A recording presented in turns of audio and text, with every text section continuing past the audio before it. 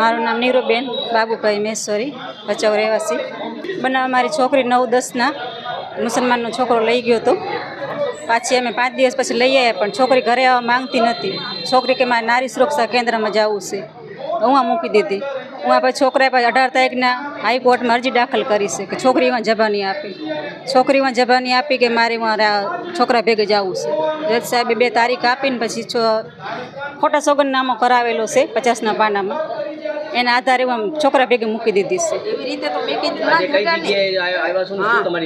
અમારી માંગ એ જ છે કે અમે કલેક્ટર સાહેબને અરજી આપવા આવ્યા છે કે અમારી છોકરી પાછી આવવા માંગે, પાછી લઈ આવો.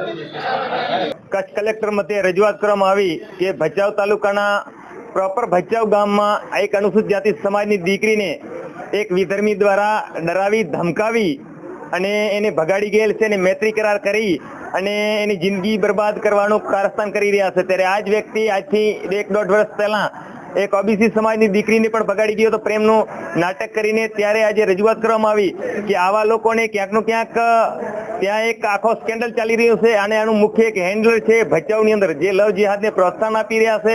આવા લોકો ઉપર ભારતની જે સેન્ટ્રલ એજન્સી છે, ગુપ્તચર એજન્સી, એ પણ ધ્યાનમાં લેવામાં આવે. અને આજે રજૂઆત કરવામાં આવી કે ગરીબ માણસના ઘરેથી જે મજૂરી કરી અને પોતાની પૂંજી જમા કરી હતી, પોતાની કમાણી જે એને ઘરે રાખેલી હતી, કમાણીને પણ છોકરીને ઉશ્કેરી અને ચોરી કરાવેલી છે.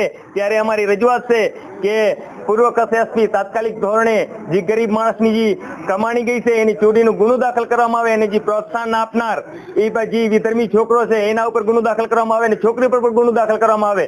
કારણ કે જો એના ઉપર ગુનો દાખલ નહીં કરવામાં આવે તો આગામી સમયની અંદર અમારો સમસ્ત અનુસૂચિત જાતિ સમાજ આંદોલનના માર્ગે હાલશે. અને પરિવારને ડર છે એટલે પરિવારે પણ અત્યારે વાત કરી ત્યારે કીધું છે કે 10 તારીખ સુધી જો કાનૂની કાર્યવાહી ન કરવામાં આવી તો 20 થી 25 ઘરો ભચાઉથી હિજરત કરવાનો સમય આવી રહ્યો છે. ત્યારે અમે કચ્છ કલેક્ટરને રજૂઆત કરી છે અને પૂર્વ કચ્છ એસપી સાહેબને પણ રજૂઆત છે કે આવા લોકોને જે પણ પ્રોત્સાહિત કરતા હોય, પ્રોત્સાહન કરતા હોય, એવા લોકોની લાજ શરમ કાઢ્યા વગર આવા લોકોના વરઘોડા કાઢવામાં આવે ત્યારે કચ્છનું પોલીસ તંત્ર અને કચ્છની વ્યવસ્થા ઉપર લોકોને વિશ્વાસ બેસશે. બાકી અત્યારે લોકોનો વિશ્વાસ હટી રહ્યો છે.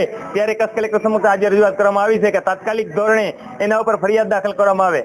આજે ભચાઉ વિસ્તારના ભટપાટિયામાં રહેતો એક દલિત સમાજની દીકરીને જે વિધર્મી દ્વારા લલચાવી ફોસલાવી અને ભગાડી ગયેલ છે એ મુદ્દે આજે અમારો સમસ્ત ગઢ ચોવીસી સમાજ અને સમસ્ત હિન્દુ સમાજ સાથે મળી અને કલેક્ટર સાહેબને આવેદનપત્ર આપી અને એક વિનંતી કરી છે કે આવા જે બનાવો અવારનવાર કચ્છમાં બનતા રહે છે, ખાસ કરીને વિધર્મીઓ જે દલિત સમાજને ટાર્ગેટ બનાવી રહ્યો છે એના માટે કલેક્ટર સાહેબને આજીજી કરી છે, પ્રાર્થના કરી છે, વિનંતી કરી છે કે આ મુદ્દે તાત્કાલિક અસરથી અહીંયા જ્યાં પણ આ વિષય કંઈક રંધાઈ રહ્યું છે એ મુદ્દે તટસ્થ તપાસ કરવામાં આવે અને અમારા સમાજને ન્યાય મળે એ માટે સમસ્ત સમાજે સાથે મળી અને અન્ય સમાજના આગેવાનો પણ સાથે મળી અને કલેક્ટર સાહેબને રજૂઆત કરી છે કે આ મુદ્દે તાત્કાલિક અસરથી અહીંયા આ સરકારના જે કંઈ કોર્ટ દ્વારા જે મુકાબલો આપવામાં આવ્યો છે એના પર ફરીથી વિચાર કરવામાં આવે અને આ દીકરીને અમારા સમાજની જે દીકરીને ભગાડી ગયેલ છે પાછી એના માવતરને સોંપવામાં આવે એવી અમારી સમસ્ત સમાજની અને હિન્દુ સમાજની માંગણી છે. એ માંગણી લઈ અને આજે અમે આખો ગઢ ચોવીસી સમાજ છેક ભચાઉ અને રાપર તેમજ ભુજ વિસ્તારમાંથી આજે કલેક્ટર સાહેબને આવેદનપત્રો આપવા આવ્યા છીએ. આજે ભચાઉમાં જે ઘટના ઘણા સમયથી બની છે કે હિન્દુ એસસી સમાજની દીકરીને એક લવજહાદી દ્વારા ષડયંત્રપૂર્વક ફસાવવામાં આવી, એની સાથે મૈત્રી કરાર કરવામાં આવ્યો, એના ઘરમાંથી એમના મા બાપનું એવું કહેવું છે કે ચોરી કરવામાં આવી અને ત્યારબાદ કોર્ટમાંથી દીકરીનો કબજો લેવામાં આવ્યો. આ સંદર્ભે કચ્છ કલેક્ટરને અમે રજૂઆત કરી છે કે આ માત્ર એક સમાજની દીકરીને ભગાડવાનો વિષય નથી, આની પાછળ મોટું ષડયંત્ર છુપાયેલું છે. કારણ કે આ જે સમીર નામનો વ્યક્તિ છે જેણે અત્યારે એસસી સમાજની દીકરીને ભગાડી છે, એણે જે 1.5-2 વર્ષ પહેલાં ઓબીસી સમાજની દીકરીને પણ એ ભગાડી ગયો હતો. મતલબ હિન્દુ સમાજની દીકરીઓને યેન કેન પ્રકારે ભગાડી, ફસાવી, એના ઘરમાંથી ચોરી કરાવી, એનું ધર્માંતરણ કરાવી અને માત્ર હિન્દુ સમાજને નુકસાન પહોંચાડવાનો વિષય નથી પણ આ રાષ્ટ્રને પણ ધર્માંતરણના લવ જેહાદના માધ્યમથી તોડવાનો વિષય છે.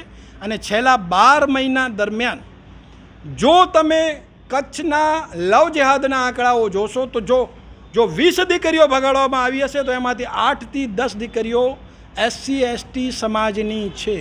તો મતલબ હિન્દુ સમાજના અભિન્ન અંગ SC ST સમાજને ક્યાંક ને ક્યાંક આવા લોકો તોડી પાડી અને હિન્દુ સમાજને નબળું કરવાનો આ ષડયંત્ર છે, જેની પાછળ ક્યાંક ને ક્યાંક આવા તત્વોને રાજકીય શ્રેય પણ મળી રહ્યો છે, સામાજિક ઓથો પણ મળી રહ્યો છે અને આર્થિક સહાયતા પણ મળી રહી છે, જેનો વિષય અમે કલેક્ટર સાહેબ સમક્ષ આજે મૂક્યો છે.